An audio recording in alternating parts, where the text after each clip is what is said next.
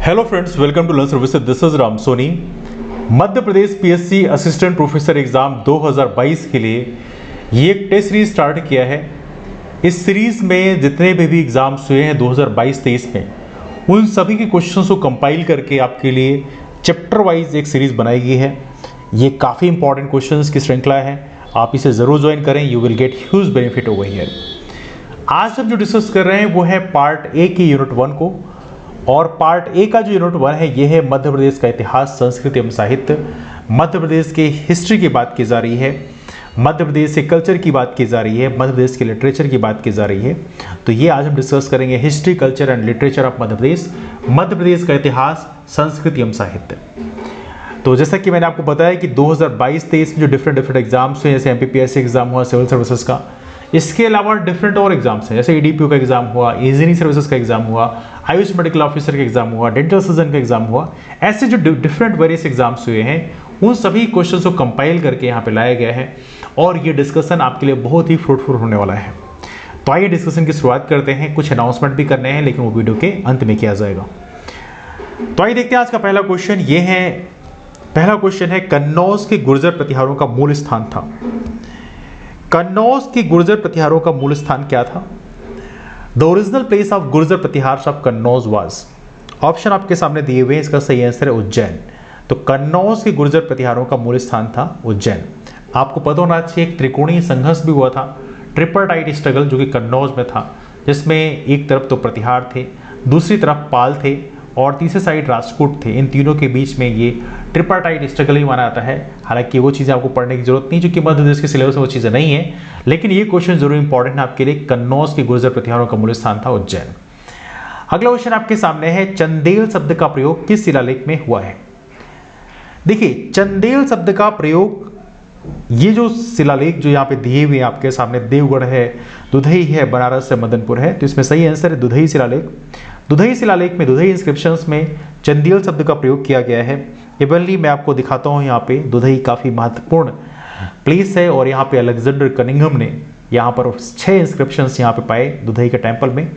और यहाँ पर देखा जाए तो he published 5 of these in his reports. 5 के बारे में प्रॉपर तरीके से अपने रिपोर्ट में डिस्कस भी किया है। हालांकि यहाँ पे एग्जैक्ट लोकेशंस, इंस्क्रिप्शन कहाँ पे मिले हैं टेम्पल में, इसके बारे में डिस्कस नहीं किया है, लेकिन यस, उसके बारे में, दुधई शिलालेख के बारे में डिस्कस अलेक्जेंडर कनिंघम ने अपने डॉक्यूमेंट्स में किया हुआ है ना। चलिए, जहां पर चंदेल शब्द का प्रयोग किया गया था। अगला क्वेश्चन आपके सामने है, मांडू के किले का निर्माण किस शासक ने करवाया? मांडू के किले कहां पर हैं? काफी महत्वपूर्ण है, जो कि आपके धार जिले में है। और यहां पूछा गया मांडू किले का निर्माण किस शासक के ने करवाया है? तो इसका सही आंसर है होशंग शाह। होशंग शाह का मकबरा भी यहाँ पे है, रानी रूपमती का महल भी है, जहाज महल है। ऐसे बहुत सारी चीजें जो है मांडू में है। चौथा क्वेश्चन आपके सामने, छत्रसाल दशक के रचनाकार कौन है? छत्रसाल दशक, who is the author of Chhatrasal दशक? काफी महत्वपूर्ण क्वेश्चन है, इट्स वेरी इंपॉर्टेंट क्वेश्चन। इसके सही आंसर है कवि भूषण। छत्रसाल दशक के रचनाकार हैं कवि भूषण। अगला क्वेश्चन आपके सामने है, जैन मंदिर है दोवकुंड, ये कहां पर स्थित है? According to the official answer key of Madhya Pradesh PSC, इसका सही आंसर है ये है मुरैना। तो जैन मंदिर दोवकुंड कहाँ पे है? ये है मुरैना में। छठा क्वेश्चन, हो सकता है आप नेट पे सर्च करेंगे जैन मंदिर दोवकुंड, तो शायद आपको इतने आसानी से मिले नहीं, लेकिन चूंकि एमपीपीएससी ने अपने ऑफिशियल आंसर की मुरैना लिखा हुआ है, that's why it is right answer is Morena. अगला क्वेश्चन है, the evolution of provincial finance in British India, इसके लेखक कौन है? वो देखिए, यहाँ पे आपको पता होना चाहिए, हमारे मध्य प्रदेश हिस्ट्री के सिलेबस में एक और टॉपिक है जिसमें लिखा है कि हमारे जो लिटरेटर्स हैं, है ना, तो उसके बारे में क्वेश्चन पूछा जाएगा आपसे। तो ये आपके यूनिट 1 में ही आता है, क्योंकि डॉक्टर BR अम्बेडकर मध्य प्रदेश से हैं, और महू में आपका जन्म हुआ। तो देखा जाए तो क्वेश्चन इस फ्रेम में आ जाता है। तो the evolution of provincial finance in British India के रचनाकार हैं, कौन लेखक हैं? Doctor BR Ambedkar. आपका जन्म कहाँ हुआ? महू में। हालांकि महू का नाम अब डॉक्टर अम्बेडकर नगर कर दिया गया, लेकिन महू का फुल फॉर्म होता था मिलिट्री हेडक्वार्टर ऑफ वॉर। तो ये भी आप लोग याद रखेंगे, जो कहाँ पर है। Any of you want to comment out कि महू कहाँ पे है? चलिए, अगला क्वेश्चन आपके सामने है, 7th क्वेश्चन है, कोरकू जनजाति वर्ष में कितनी बार जादुई शक्तियों एवं आत्माओं को बलि देकर प्रसन्न करते हैं? How many times in a year do the Korku tribes appease the magical powers and spirits by making sacrifices? तो इसका सही आंसर क्या है? इसका सही आंसर है आपका 2 साल में 2 बार ऐसा करते हैं, है ना। 8वां क्वेश्चन है, देखिए कुछ क्वेश्चन आपको डिफिकल्ट ही मिलेंगे, हो सकता है बहुत ज़्यादा डिफिकल्ट मिले, कुछ क्वेश्चन में तो आपको समझ ही नहीं आएगा बेसिकली क्या है, लेकिन बेसिकली सारे क्वेश्चन करने के लिए नहीं होता है, एक दो क्वेश्चन आपको छोड़ने के लिए भी होता है ना, क्योंकि जितने भी एग्जाम एमपीपीएससी सिविल सर्विस के अलावा हैं उन सभी में प्रॉपर तरीके से आप देखेंगे नेगेटिव मार्किंग है, जहाँ पे 50 क्वेश्चन का पैटर्न है, तो आप जानते हैं कि आपको बहुत ही सावधानीपूर्वक क्वेश्चन को सॉल्व करना होगा, है ना। भील जनजाति का मुख्य व्यवसाय क्या है? देखिए भील जनजाति का जो प्रमुख पेशा है वो है आपका कृषि। भील जनजाति की यदि हम बात करें कि कौन कौन से सब ट्राइब में भील हैं, भिलाला हैं, पटेलिया हैं, रथिया हैं, ये सारे हैं। मध्य प्रदेश की यदि हम बात करें तो मध्य प्रदेश में भील जनजाति की यदि हम बात करें कौन से क्षेत्र में निवास करते हैं तो मालवा अंचल में भील जनजाति का निवास है, और आमतौर पर आप देखेंगे कि यहाँ पर भील जनजाति कंसंट्रेशन काफ़ी ज़्यादा है। मालवा की बात करें या साउथ में यदि निमाड़ अंचल की बात करें हल्का सा, वहाँ भी भील जनजाति कंसंट्रेशन काफ़ी ज़्यादा है। तो इन चीज़ों को आप लोग याद रखेंगे। और इसके अलावा इनका जो प्रमुख पेशा है वो क्या है? कृषि है।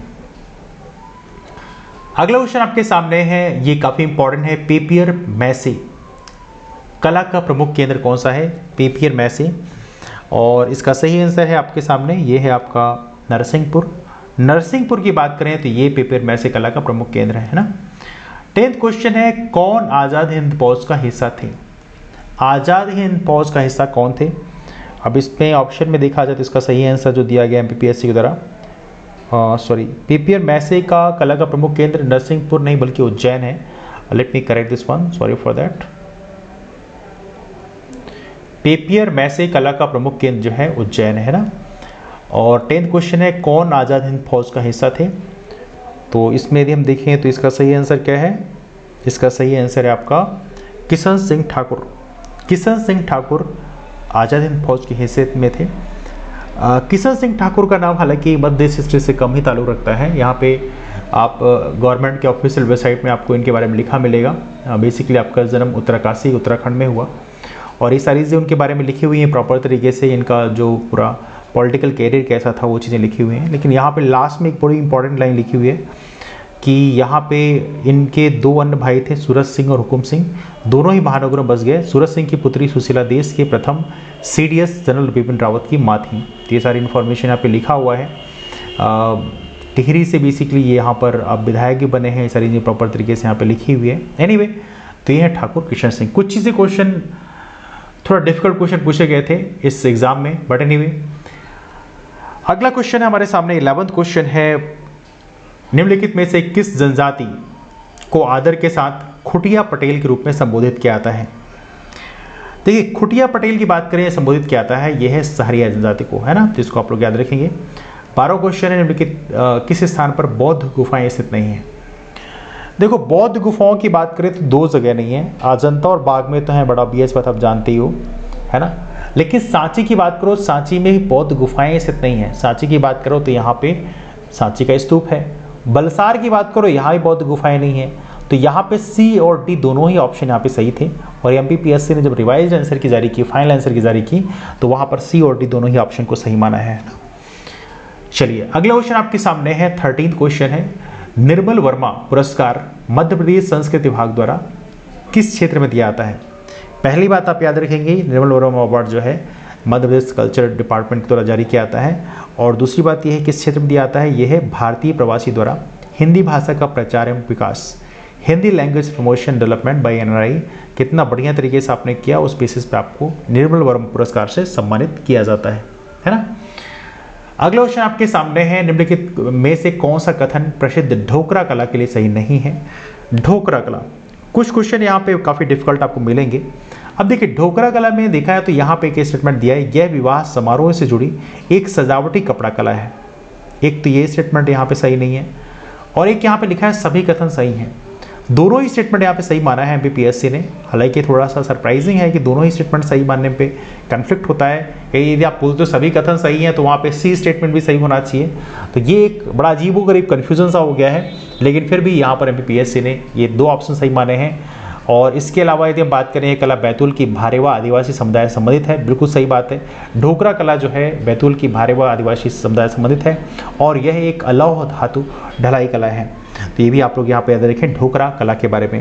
हालांकि ढोकरा कला के बारे में कुछ चीज़ें दिखानी भी थी, बट किसी कारणवश यहाँ पर नहीं आ पाई स्लाइड में। अगला क्वेश्चन आपके सामने है, okay this question was 16th question.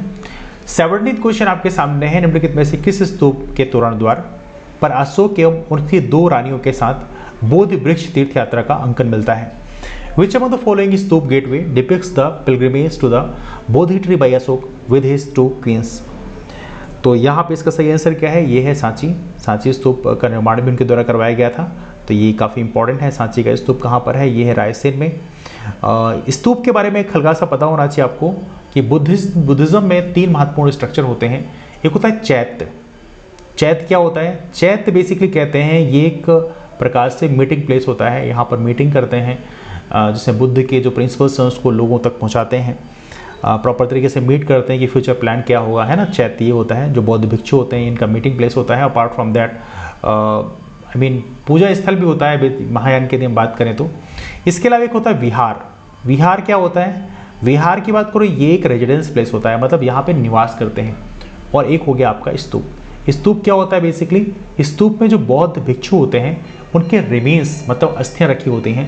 यदि हम बात करें सांची की बात करें तो यहाँ पे सारिपुत्र और मोगलादायन भी बोलते हैं उनको, उनकी अस्थियां रखी हुई हैं। ये क्वेश्चन भी कई बार पूछा था एग्जाम में कि सांची में कौन से बौद्ध भिक्षुओं के अवशेष रखे हुए हैं, तो आप याद रखें गौतम बुद्ध के अवशेष सांची में नहीं रखे हुए हैं, ये आपको पता होना चाहिए।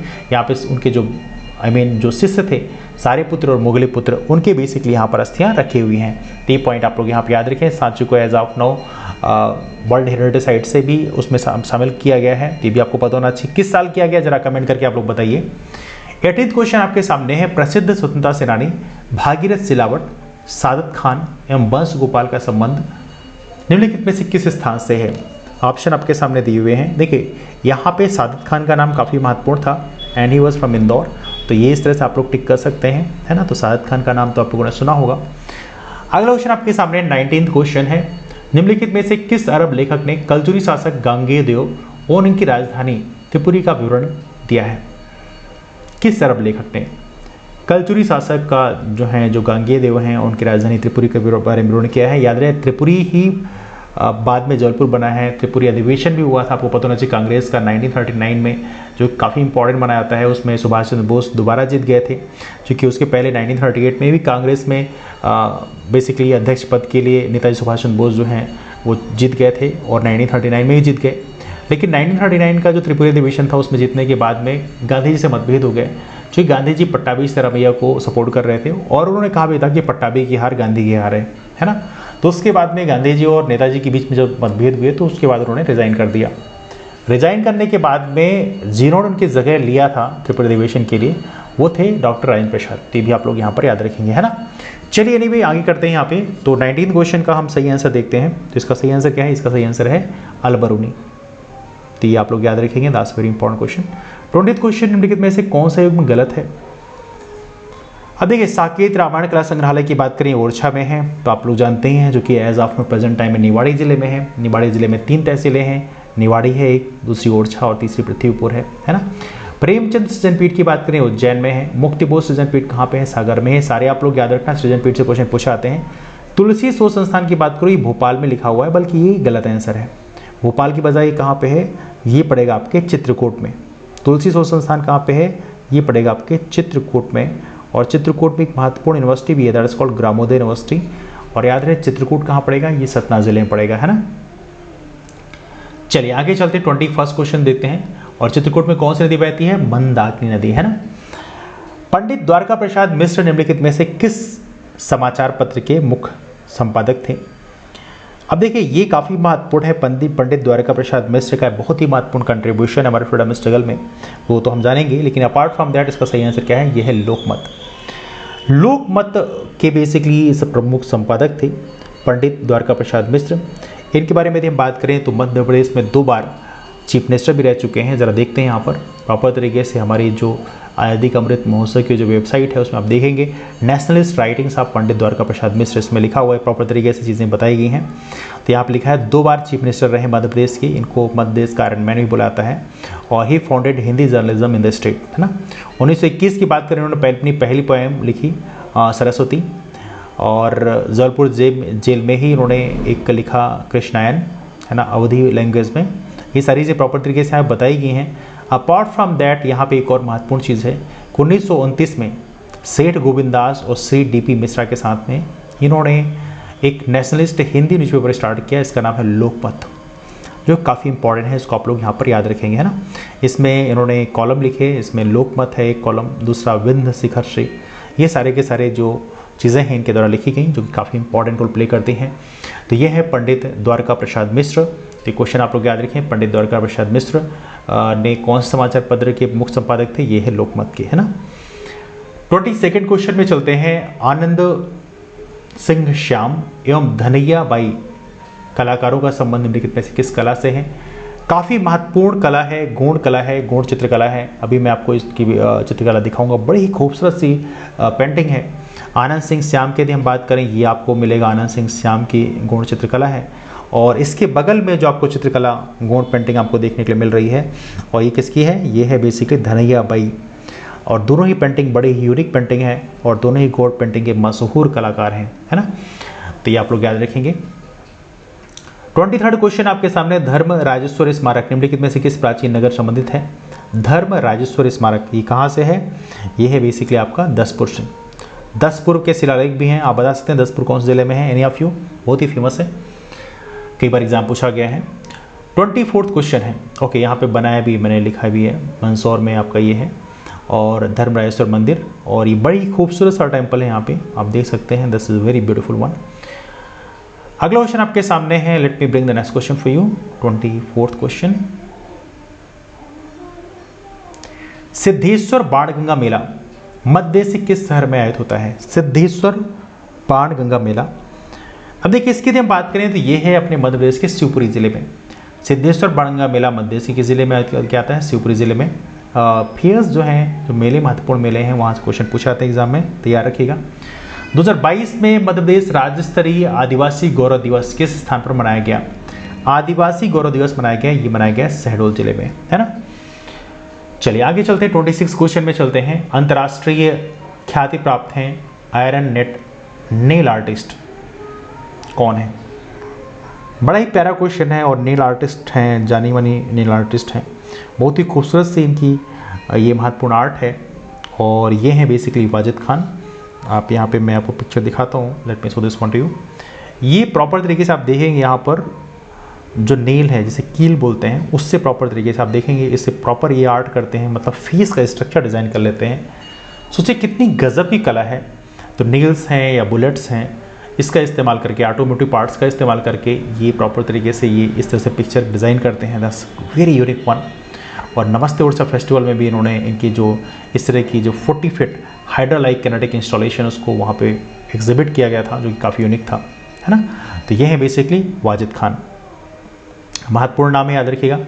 27th क्वेश्चन आपके सामने। सोनागिरी स्थित है। अब यहाँ पे पिक्चर में आप देख ही चुके हैं, सोनागिरी काफ़ी खूबसूरत सा टेम्पल है सोनागिरी में, और ये जैन टेम्पल है, आप जानते ही हैं। तो सोनागिरी कहाँ पर स्थित है? तो right answer for this question is Datia में, है ना। चलिए 28th क्वेश्चन में चलते हैं।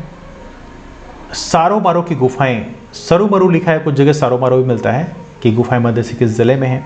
और एक क्वेश्चन मैंने अपनी पहले ही जो टेस्ट सीरीज कराई थी उसमें बहुत बार डिस्कस किया था, ये है सीहोर जिले में। 29th क्वेश्चन आपके सामने। पन्ना स्थित कौन सा मंदिर रोमन वास्तुकला से प्रेरित है? Which temple of Panna is inspired by Roman architecture? और इसका सही आंसर है बलदेव जी मंदिर। बहुत ही गजब का टेम्पल है। That's a very beautiful temple over here, look at here, Baldev ji का मंदिर, है ना। चलिए आगे चलते हैं। Let's get the next question. 30th question में चलते हैं। छिंदवाड़ा जिले के पातालकोट की भारिया जनजाति के कृषि देवता कौन है? कृषि देवता की बात करें, ये है बेसिकली भीमसेन। भीमसेन कृषि देवता हैं और भारिया जनजाति one of the most backward tribe है मध्य प्रदेश की, ये तो आप जानते ही हैं। 31st की बात करें। गौड़ जनजाति अपने आप को क्या मानती है? तो गौड़ समाज के लोग जो है अपने आप को कोयतोर मानते हैं, अकॉर्डिंग टू ऑफिशियल आंसर किया ऑफ MPSC। क्या मानते हैं? कोयतोर। 32nd क्वेश्चन आपके सामने है। निम्नलिखित में से किस स्मृति स्वरूप मार्च या 20 मार्च 1988 को डाक टिकट जारी किया गया? किसकी स्मृति में? In whose memory of the following the postal stamp set up on March 28 year 1988। तो ये कौन है? ये हैं अहिल्याबाई, देवी अहिल्याबाई के लिए बेसिकली डाक टिकट जारी किया गया। काफ़ी बड़ा कंट्रीब्यूशन है देवी अहिल्याबाई का वैसे।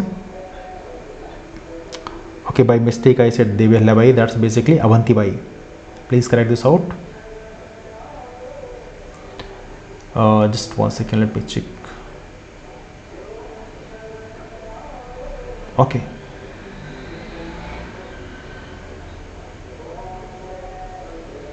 सेकंड क्वेश्चन है. तो ये है रानी अवंतीबाई. तो आप लोग याद रखें, bye mistake I made mistake. Avantibai के बारे में यदि हम बात करें, थोड़ा सा एक चीज़ याद रखना कि इनकी अंगरक्षक कौन थी. क्वेश्चन को ये बार पूछा जाता है. देखिए, झांसी की रानी जो है, झांसी की रानी जो थी, उनके अंगरक्षक का नाम है झलकारी बाई. एक तो आप याद रखेंगे. दूसरा, अवंतीबाई के जो अंगरक्षक का नाम था वो था गिरधारी बाई. क्या नाम था? गिरधारी बाई. तो दोनों ही नाम आपको याद रखना है, दोनों ही नाम पूछा जा सकते हैं एग्जाम में. 33rd क्वेश्चन है, बुंदेलखंड का आलाखंड काव्य किस सुप्रसिद्ध लेखक की रचना है? आलाखंड के बारे में मैंने कई बार अपने टेस्ट सीरीज में डिस्कस किया है और ये है जगनिक. तो बुंदेलखंड का आलाखंड किनकी रचना है? ये है जगनिक की. याद रखिएगा, बहुत ही इंपॉर्टेंट क्वेश्चन है. 34th क्वेश्चन है, निम्नलिखित में से किस वर्ष प्रजामंडल के चुनाव संपन्न हुए? प्रजामंडल के चुनाव किस वर्ष संपन्न हुए? ये है आपका 1939 में, 1939 में. काफी इंपॉर्टेंट ईयर है. मध्य प्रदेश में त्रिपुरी अधिवेशन भी हुआ. 35वां क्वेश्चन, निम्नलिखित में से कालिदास की किस रचना का अंग्रेजी भाषा में अनुवाद हुआ है? कालिदास की रचना है अभिज्ञान शाकुंतलम, जिसका अंग्रेजी में अनुवाद किया गया था. 36 क्वेश्चन आपके सामने है, सन 1854 में रीवा राज्य के राजा का नाम बताइए. 1857 का संघर्ष भी उसी समय हुआ. That's why this name is quite important one. ये थे रघुराज सिंह. तो नाम याद रखिएगा. हालांकि फ्रीडम स्ट्रगल में यदि हम बात करें तो ऑलमोस्ट सभी राजाओं ने अंग्रेजों का समर्थन किया, चाहे वो सिंधिया रहे हों, चाहे वो होलकर रहे हों. हालांकि होलकर राजाओं के बारे में कहा जाता है कि वो इनसाइड तरीके से वो इंडियंस का सपोर्ट कर रहे थे, लेकिन बाहर से दिखाने के लिए they had been supporting the Britishers, because चूंकि संधिया उनके साथ हुई थी. That's why they had to do that. 37 की बात करें, डॉक्टर भीमराव अम्बेडकर ने 1946 में निम्न में से किस नाम से महाविद्यालय प्रारंभ किया था? तो डॉक्टर अम्बेडकर ने किस नाम से विद्यालय शुरू किया था? और ये विद्यालय का नाम था सिद्धार्थ. तो आप याद रखें, गौतम बुद्ध के भी बचपन का नाम क्या था? सिद्धार्थ, है ना. 38वां क्वेश्चन है, कलचुरी राजाओं में से सर्वप्रथम सिक्के चलाने का श्रेय निम्न में से किससे प्राप्त है? और इसका सही आंसर है, ये है गांगेय, है ना. तो ये नाम याद रखिएगा, that's very very important one, Gangeya. 39वां क्वेश्चन आपके सामने, माछ परंपरा का संबंध निम्न में से किससे है? माछ की बात करें, ये मध्य देश का राजकीय लोकनाट्य है. अपार्ट फ्रॉम दैट हमारे मध्य देश के मालवा अंचल का है. तो ये आप लोग याद रखें. तो ये क्या है? ये लोकनाट्य है. लोक नृत्य और लोक नाट्य में कंफ्यूज मत करना. लोक नृत्य जो है हमारे मध्य देश का राजकीय लोक नृत्य राई है, जो कि बुंदेलखंड अंचल का है. लेकिन लोक नाट्य की यदि हम बात करें तो ये है माछ, जो कि हमारे मालवा अंचल का है. 40th क्वेश्चन आपके सामने है, निम्नलिखित में से किस विकल्प में जनजाति का नाम वहां प्रचलित युवागृह के नाम से सुमेलित नहीं है? अब यहाँ पे ऑप्शन आपके सामने दिया हुआ है. एंड माड़िया जनजाति की बात करें, घोटुल हो गया इनका, दस फाइन. मुंडा की बात करें, गतियोरा है. भुइया का रंगभंग नहीं है, ये यहाँ पे बेसिकली गलत ऑप्शन हो गया, तो ये सुमेलित नहीं है. बाकी उरांव का धुमपुरिया है. अब देखो, ऐसे क्वेश्चन हालांकि रिप्लाई कर पाना बहुत मुश्किल है. घोटुल के बारे में तो जरूर सुना होगा आप लोगों ने युवा गृह के रूप में, लेकिन बाकियों के नाम कम सुने होंगे. बट एनीवे, कभी कभी कुछ डिफिकल्ट क्वेश्चन भी आपको मिलते हैं, लेकिन ये आप जरूर ध्यान रखिएगा. 41st क्वेश्चन आपके सामने है, तानसेन के गुरु बाबा हरिदास निम्नलिखित में से किस स्थान के निवासी थे? और ये कहाँ के थे? ये थे वृंदावन के. 42nd क्वेश्चन आपके सामने, उज्बन जनजाति संस्कार संबंधित है. उज्बन जनजाति संस्कार किससे संबंधित है? अब यहाँ पे ऑप्शन दिया है, ये है दाह संस्कार से. तो याद रखिए, उज्बन जनजाति संस्कार जो है दाह संस्कार संबंधित है. That's very important question. 43rd है, निम्नलिखित में से कौन सी रचना शरद जोशी संबंधित नहीं है? अब यहाँ पे आप देखोगे तो ये है परिक्रमा, तिलिस्म, दूसरी सतह, युग चरण. तो यहाँ पे आप देखोगे कि यहाँ बाकी तो हैं, लेकिन युग चरण की यदि हम बात करें तो युग चरण किसकी है? ये है माखन लाल चतुर्वेदी की. युग चरण जो रचना है ये है माखन लाल चतुर्वेदी की. बाकी परिक्रमा, तिलिस्म और दूसरी सतह, ये तीनों की तीनों शरद जोशी की हैं, लेकिन माखन लाल चतुर्वेदी की युग चरण है. 44th क्वेश्चन में चलते हैं. Let's get the 44th question. निम्नलिखित में से कौन सी जनजाति लौह शिल्प में निपुण मानी जाती है? बड़ा ही आसान सा क्वेश्चन है. अगर ये जनजाति की है तो ये नाम आप लोगों ने खूब सुना होगा, दैट्स पॉसिबिलिटी. 45th क्वेश्चन है, आदिवासियों की बोलियों में संवाद करने एवं सूचनाएं प्रसारित करने वाले सामुदायिक रेडियो का नाम क्या है? ये क्वेश्चन लिटरली बहुत इंपॉर्टेंट है. ये एग्जाम में पहले भी एक दो बार पूछा गया है. और ये है वन्य। तो आदिवासियों की बोलियों में संवाद करने एवं सूचनाएं प्रसारित करने वाले सामुदायिक रेडियो का नाम है वन्य। 46 क्वेश्चन आपके सामने है। अवध किशोर जड़िया का संबंध निम्नलिखित में से किस क्षेत्र से है? देखिए, मैंने पहले डिस्कस किया है कि जो भी जिनको भी पद्मश्री पद्म भूषण मध्य प्रदेश से दिया जाए तो उनका नाम आपको जरूर ध्यान रखना है, बिकॉज उनके बारे में क्वेश्चन पूछा सकता है कि कौन से संबंधित हैं, है ना। तो अवध किशोर जड़िया साहब की बात करें, ये बेसिकली इनको और भी कई सारे पुरस्कार दिए गए, लेकिन सबसे महत्वपूर्ण बात यह कि इनको पद्मश्री पुरस्कार सम्मानित किया गया। और जिन्हें पद्मश्री मिलता है मतलब आपको पता होना चाहिए बेसिक टू कौन से क्षेत्र से संबंधित हैं, और ये साहित्य एवं शिक्षा क्षेत्र से संबंधित है। 47 क्वेश्चन है, पद्मावत ग्रंथ निम्नलिखित में से किस लोक नृत्य का वर्णन है? पद्मावत ग्रंथ है किसका? तो ये इसके हिसाब से ये है राई, तो राई का है, तो आप लोग याद रखेंगे पद्मावत ग्रंथ। 48 क्वेश्चन आपके सामने, निम्नलिखित में से किस लेखक ने रानी दुर्गावती की राजधानी चौरागढ़ की लूट का वर्णन किया है? चौरागढ़ की लूट का वर्णन किया है, और ये है अबुल फजल। रानी दुर्गावती की सेना का मुकाबला किससे हुआ था? अकबर की सेना का मुकाबला हुआ था। 49 क्वेश्चन आपके सामने, भारतीय राष्ट्रीय कांग्रेस इंदौर शाखा के प्रथम अध्यक्ष कौन थे? ऐसे क्वेश्चन हालांकि याद कर पाना बहुत ही मुश्किल काम होता है, लेकिन still they have asked the question, तो आपको पता होना चाहिए अर्जुन लाल सेठी। अर्जुन लाल सेठी भारतीय राष्ट्रीय कांग्रेस की इंदौर शाखा के प्रथम अध्यक्ष थे, अर्जुन लाल सेठी। और ये रहा 50th क्वेश्चन आज का, निम्नलिखित में से किस मेले का आयोजन जाम नदी के तट पर किया जाता है? देखिए, जाम नदी के तट पर ये मेला आयोजित किया जाता है, कहाँ पे? छिंदवाड़ा में। तो पहली बात तो आप याद रखेंगे। दूसरा, यह है घोटमार का मेला। इसमें क्या होता है, जाम नदी के दोनों साइड में लोग खड़े जाते हैं और पत्थर फेंकते हैं दूसरी साइड में। हालांकि पत्थर वो एक दूसरी साइड जाता नहीं है, बट फिर भी ये एक मेला है, तो रिचुअल्स चलते हैं यहाँ पे। 51st क्वेश्चन है, मादर और दफड़ा का संबंध किससे है? मादर और दफड़ा ये दोनों इंस्ट्रूमेंटल म्यूजिकल इंस्ट्रूमेंट्स हैं, वाद्य यंत्र हैं, मादर और दफड़ा। इसको आप लोग याद रखें, that's very very important question. And this gonna be last question for today. 52nd question है, निम्नलिखित में से किस शासक ने उज्जैन में हिरण्यगर्भदान नामक यज्ञ करवाया था? और ये नाम है बेसिकली दांतीदुर्ग का, दांतीदुर्ग ने करवाया था। तो ये आप लोग याद रखें, इनको दांतीवर्मन II के रूप में जाना जाता है। And he was the founder of Rajkot dynasty, Rajkot वंश के संस्थापक थे। और अभी आप लोगों से डिस्कस किया था कन्नौज का त्रिकोणीय संघर्ष, जिसमें एक तरफ प्रतिहार थे, दूसरी साइड पाल थे और तीसरी साइड राजकोट थे, जिनके बीच में कन्नौज का त्रिकोणीय संघर्ष भी हुआ था। ये भी आपको पता होना चाहिए। तो ये रहे हमारे क्वेश्चंस। तो पहले पार्ट में इतने ही डिस्कस करेंगे, वीडियो काफ़ी लंबा खिंच जाएगा, इसलिए जो अगला पार्ट है वो कल लाया जाएगा। तो डिस्कशन को भी वाइंड अप करेंगे, लेकिन एक छोटी सी इन्फॉर्मेशन है। इस टेस्ट सीरीज़ की बात करें, थोड़ा चार्ज रखे गए हैं इसके, तो हल्का सा चार्ज पे करके आप इस टेस्ट सीरीज़ को ज्वाइन कर सकते हैं। इससे क्वेश्चन की क्वालिटी काफ़ी अच्छी है, जो कि अभी हाल ही के एग्जाम्स में पूछे गए थे, तो वो सारा कंपाइल किया गया है। तो आई एम श्योर आपको बेनिफिट मिलेगा, साथ में हमारा डिस्कशन भी होता है, तो वो चीज़ें भी आपको हेल्प करेंगी। इसकी फीस रखी गई है 599 रुपये, लेकिन यदि आप 21 जुलाई से पहले ज्वाइन करते हैं, 21 जुलाई के और 21 जुलाई के पहले ज्वाइन करते हैं, ये डेट हमारे थोड़ा इंपॉर्टेंट है बिकॉज सर्टेन रीजन्स, तो आप 299 रुपये में ही इस टेस्ट सीरीज़ को ज्वाइन कर सकते हैं।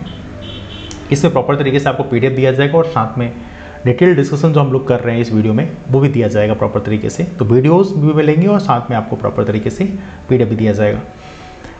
इसके लिए क्या करना है आपको, हमारा टेलीग्राम ग्रुप है, टेलीग्राम नंबर है 8860333084। इस नंबर पे आप कॉल कर सकते हैं। और जब आप कॉल तो मत करेगा बिकॉज टेस्ट सीरीज ज्वाइन करने के लिए आपको क्या करना है, इस पे मैसेज करना है कि I want to join assistant professor test series. जब आप उसमें वो मैसेज करेंगे तो आपको एक QR कोड शेयर किया जाएगा। QR कोड में पेमेंट करने के बाद में आप उसका स्क्रीनशॉट शेयर कर देंगे। स्क्रीनशॉट शेयर करने के बाद में आपको उस टेस्ट सीरीज़ के ग्रुप में ऐड कर दिया जाएगा और वहाँ पर फिर प्रॉपर तरीके से चीज़ें शेयर की जाएंगी। तो ये बेसिकली आपके टेस्ट सीरीज़ के लिए हो गया। और दूसरा एक और महत्वपूर्ण चीज़ है, आप लोगों के लिए बैच कोर्स भी लॉन्च किया गया है। यदि केस आप इंटरेस्टेड हैं कि आप प्रॉपर तरीके से A to Z theoretical proper तरीके से आप पढ़ना चाहते हैं, तो उसके लिए बैच लॉन्च किया गया है। उसकी कीमत है 1599 रुपये। और यदि आप 21 जुलाई के पहले ज्वाइन करते हैं, 21 जुलाई से पहले ज्वाइन करते हैं, तो उसकी फ़ीस आपको पे करनी होगी 1299 रुपये। इस 1299 रुपये की जो फीस आप ज्वाइन करेंगे, इसमें आपको थ्योरी क्लासेस तो मिलेंगी PDF के साथ में, इसके साथ में आपको टेस्ट सीरीज ही मिल जाएगी। मतलब इसमें दो बेनिफिट्स हैं आपको 1299 क्लास में। तो ये रहा हमारा डिस्कशन इसके बारे में। इसके लिए भी आपको वही मैसेज करना है सिंपली कि I want to join assistant professor batch course. तो वहाँ पे आपको QR कोड शेयर किया जाएगा। QR कोड में पेमेंट आप करेंगे 1299 का, पेमेंट करने के बाद में आप स्क्रीनशॉट शेयर कर देंगे, आपको बैच कोर्स में ऐड कर दिया जाएगा, है ना। तो इस तरह से आप इसको ज्वाइन कर सकते हैं। तो ये रहा डिस्कशन हमारे इस टॉपिक में। वीडियो कैसा लगा आपको नीचे कमेंट करके बताएं। मुलाकात करते हैं फिर, तब तक bye, take care, have a wonderful day, keep moving forward and take care.